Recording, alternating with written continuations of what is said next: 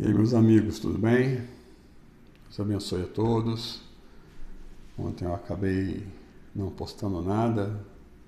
Postei no domingo 2, eu acabei não postando nada ontem. Ontem eu estava meio cansado e é como eu falei com vocês, é o meu coração que vai tocar para postar.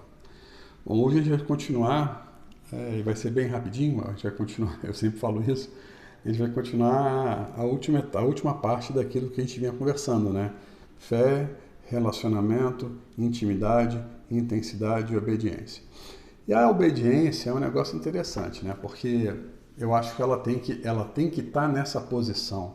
Porque quando ela está nessa posição, que você já tem fé, que você já tem relacionamento, você já tem intimidade, já tem intensidade, a, a, a obediência ela vem por si só, né? Como é que você poderia explicar a obediência, né? É, Obedecer a Deus implica você colocar as suas ideias em segundo plano para viver a vida que Deus está direcionando para você, né? Você ser obediente aos propósitos de Deus, né? Não adianta às vezes a gente... E Deus é muito certo, Deus é muito... Nossa, cada experiência que eu tenho passado, tem hora que você pede uma coisa e vem outra, e na hora você não entende, mas dali um pouco você vai entender o que está acontecendo, né? E a gente pode ver isso bem em Filipenses 2, de 7 a 8. Mas esvaziou-se a si mesmo, tomando a forma de servo, fazendo-se semelhante aos homens. E, achado de forma homem, humilhou-se a si mesmo, sendo obediente até a morte e morte de cruz. A gente está falando de Jesus. A gente está falando de Jesus, né? Você vê, Jesus foi um dos marcos da obediência, mas tem outros. A gente pode falar de vários, tem vários exemplos que a gente poderia falar, né? Não é só Jesus, né? Ah, mas aí é injusto porque é Jesus. Tem gente que vai falar assim. Não, a gente tem vários aí. Mas obediência é praticamente isso, é abrir mão da sua vontade pessoal para aceitar a vontade do nosso Pai, que você pode ter certeza que é muito melhor, que vai te dar muito mais resultado, que vai te dar muito mais, assim, ganho, não digo no sentido material, mas ganho no sentido espiritual. Não tenha dúvida disso. Eu já falei para todo mundo que mais vale um não de Deus do que sim de um monte de gente aí. E se a gente fosse pegar na Bíblia aí alguns exemplos aí de obediência, para a gente não se prolongar muito, pense em Noé. Pense em Noé. Recebe uma determinação e ele vai lá e é início, meio e fim, né? E ele vai lá e faz. E depois de tudo isso feito, depois de tudo isso terminado, Deus traça uma nova aliança com a gente, né? Que é representada sempre que eu vejo um arco-íris, eu lembro da aliança de Deus conosco. Então, tem Noé, a gente tem Abraão, tem uma que eu gosto muito, que é Sadraque, Mesaque e Abdinego, né? O rei Nabucodonosor criou uma estátua de ouro lá que media 27 metros de altura por 2,7 metros de largura. E fez um decreto, determinou que quando tocasse a trombeta, tocasse a buzina, tocasse o que fosse que tocasse, todo mundo tinha que se ajoelhar. E ele chamou todo mundo, chamou príncipe, chamou juiz, chamou todo mundo para ali. E tocou lá a trombeta, tocou a buzina e todo mundo se abaixou, exceto 3. Né? Exceto 3. Sadraque, Abednego e Mesaque. E Nabucodonosor falou: vocês estão doidos? Vocês entenderam o decreto que eu fiz? Ou ajoelha ou vai para a fornalha. Ou ajoelha ou vai para a fornalha. Beleza, nós vamos para a fornalha. Mas por que você não vai se ajoelhar? Não, porque eu só ajoelho para o meu Deus.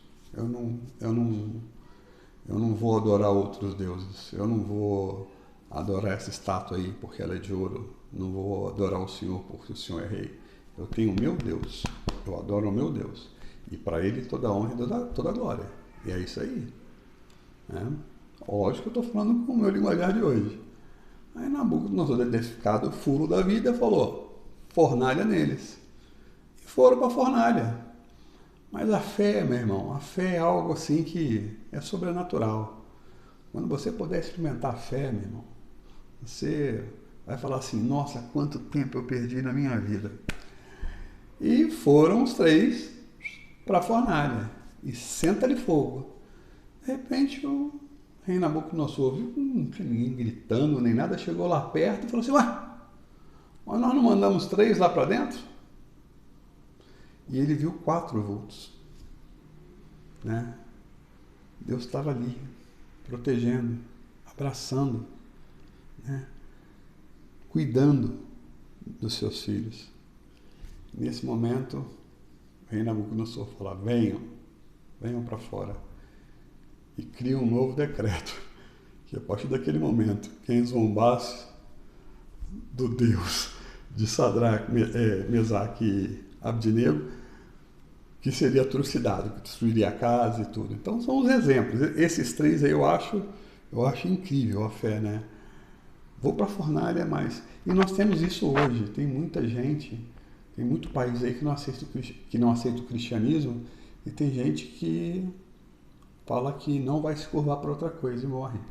A gente vê muitos vídeos aí de crianças sendo massacradas, pai e mãe sendo jogados em bala e metralhados porque acreditam em Jesus. Né? Outra coisa que eu não entendo é guerra em nome de Deus. Bom, vai saber. Inclusive, pedir a Deus, né, que tenha compaixão das famílias dessas pessoas que morreram nessa situação hoje de Beirute. Né? Todos nós somos filhos de Deus e não é fácil perder um ente querido. Então, não vou entrar em polêmica aqui, não vou entrar em detalhes, né? A especulação já tem demais, aí tem gente que já quer falar que foi Beltrano, Ciclano, já quer ir para a guerra. Bom, eu só peço a Deus que, né, conforte o coração dos parentes das pessoas que ali faleceram. Mas a gente ainda tem Pedro, tem Ezequias, tem Paulo, tem Josué, tem Davi e tem Jesus, né? Que é o que nós usamos inicialmente. Então, quer dizer, poxa, se eu tenho relacionamento, se eu tenho intimidade, se eu tenho fé, se eu tenho intensidade, eu entendo o que eu posso e o que eu não posso fazer. Né? O problema é a forma que você é colocado. Às vezes é colocado de uma maneira por um padre, por um pastor, por uma pessoa que você não pode isso, você não pode aquilo, você não pode aquele outro.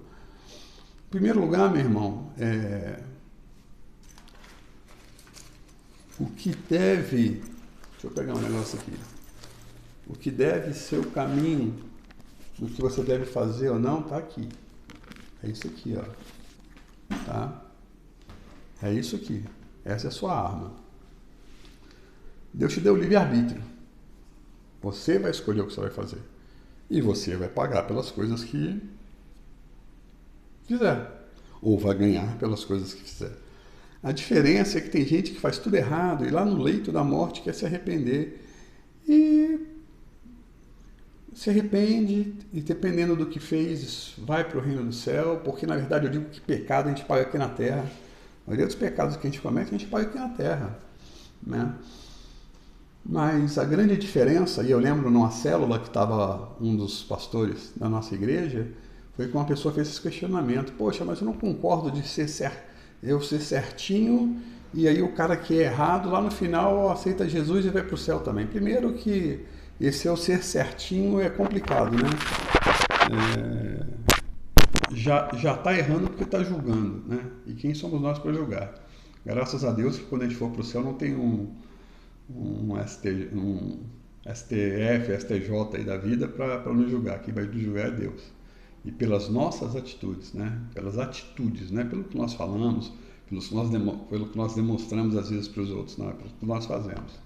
Então, se eu não obedecer, eu vou morrer? Não, você não vai morrer, você não vai... você vai arcar com as suas consequências. Agora eu te faço uma pergunta: você prefere ver a glória aqui, já, e ter experiência com Deus, né, de viver essa glória em vida, ou você prefere esperar chegar na vida eterna para poder fazer isso? Eu quero ter intimidade com Deus agora, eu quero aproveitar agora. Então, por isso que eu falo, a obediência, no meu ponto de vista, não é que ela é o mais fácil, mas depois que você compreende o relacionamento, a intensidade, a fé, a intimidade com Deus, você se policia. Você sabe o que pode e não pode, né? Eu já falei isso em outro vídeo e vou falar de novo. Mário Sérgio Cortella. Eu devo, eu posso e eu quero. Tem coisa que eu quero e eu não devo, tem coisa que eu devo e eu não posso, tem coisa que eu posso e eu não quero. Se as 3 perguntinhas aí não forem sim, tá tudo certo, vai com fé, meu irmão. Vai com fé. Ora e vai com fé. Tá? Então, sobre a obediência, a gente termina aqui, mas eu queria te falar sobre um outro negocinho chamado legado, né? Porque a gente às vezes acha que legado é deixar para os nossos filhos dinheiro, bens, né? Posses, e não é bem por aí não. Então lá em Lucas 12, de 16 a 20, tem uma passagem legal, né? Então Jesus contou a seguinte parábola: as terras de um homem rico deram uma grande colheita. Então ele começou a pensar: eu não tenho um lugar para guardar toda essa colheita. O que eu vou fazer?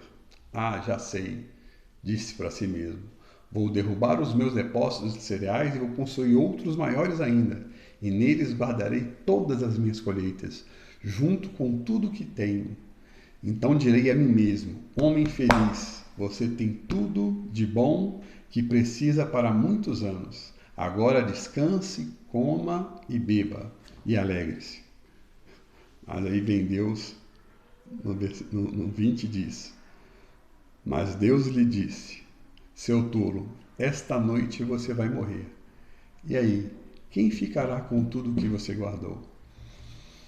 Então, uma pergunta que Jesus faz, né, para esse cara aí, na verdade, nessa parábola, e afinal de contas, o que você fez? Você construiu patrimônios, você deixou herança, dinheiro para seus filhos, empreendimentos, né? Mas será que você deixou um bom nome? Será que você deixou uma boa história? Será que você deixou uma boa reputação? Será que no futuro os seus filhos terão orgulho do seu sobrenome ou terão vergonha de você?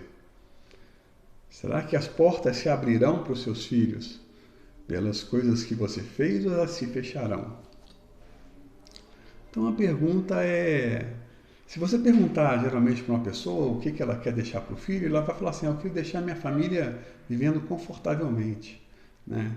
E deixa eu falar um negócio para vocês, isso aí é uma visão, me desculpa o meu ponto de vista, mas é uma visão pequena e mesquinha. Eu não vou ser hipócrita de falar que eu quero também deixar meus filhos com uma situação, um mínimo de conforto possível, mas não é essa a minha preocupação. Minha preocupação é deixar os meus filhos sabendo o que é Deus, sabendo o que é Jesus, sabendo o que Jesus quer da nossa vida, né? Qual que é o legado? Qual que é o legado que você vai deixar? Qual que é o valor que você vai passar para os seus filhos, né? O que os seus filhos vão aprender com você? Então, volto a dizer, deixar bens, deixar dinheiro, deixar empresas não é pecado não, mas não é o principal. O principal é o que você vai deixar dentro do coração do seu filho sobre o nosso Deus, sobre Jesus, né? E é isso que eu falo para vocês hoje. Hoje eu falei que eu ia tentar fazer mais curto, mas deu 14 minutos. Estou muito feliz de estar aqui, estou gostando muito do que eu estou fazendo de coração. E eu deixo uma pergunta para você, meu irmão. Qual vai ser o seu legado? Tá? 2 perguntas. Quanto tempo você vai esperar para viver a graça de Deus aqui na Terra? Tá bom? Fiquem com Deus, amo todos vocês e amanhã a gente conversa mais.